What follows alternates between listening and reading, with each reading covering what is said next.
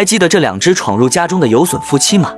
女主赶都赶不走他们，还霸占了阳台当产房。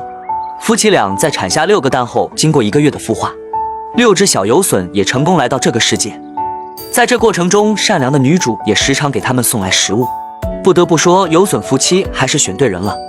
6只小宝宝也在各种关怀中无忧无虑的成长。转眼间1个月过去，小家伙们也到了羽翼丰满、学习飞翔的时候。这天，妈妈开始给他们示范着飞行的要领，但小家伙们似乎注意力不集中，毕竟过惯了安逸的生活，不愿做出改变。老大看着眼前20层高的楼层，迟迟不肯展翅高飞。看到眼前的一幕，女主也意识到，为了让小家伙们学会飞翔，自己必须停止投喂。饥饿感将会迫使小家伙们做出改变。几天后，鸟爸爸再次叼来了老鼠喂养孩子们，而这也将会是父母最后一次喂养孩子。父亲也在投喂结束后飞走了。看着离开的父亲，老大终于下定决心要挑战自己，并再次站到窗台上。终于，在经过短暂的犹豫后，他成功迈出了重要一步。由于缺少经验，第一次飞行似乎不那么完美，但这对他来说已经是个开始了。女主也顺手将他带了上去。受到大姐的影响，老二老三也相继出发了。剩下的小弟小妹还是缺了点勇气，对着母亲不断发出哭泣声。对此，母亲始终无动于衷。或许成长的道路始终没有一帆风顺，想要翱翔于蓝天，就要克服恐惧。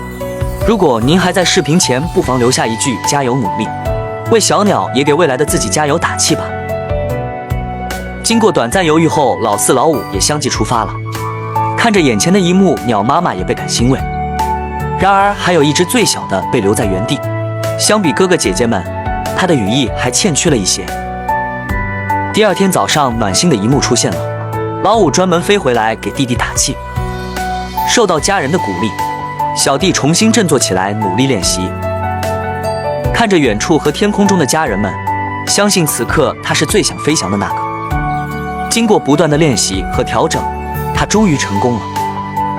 看着朝夕相处几个月的孩子们都翱翔天际，此时的女主内心感慨万千。2天后，正当女主在清理阳台时，惊喜地发现鸟妈妈又出现了，直勾勾盯着她，就像他们初次见面一样。最后，女主叮嘱鸟妈妈要照顾好自己，并告诉她欢迎明年再来。如果您也被善良的女主感动，可以点亮小红心哦。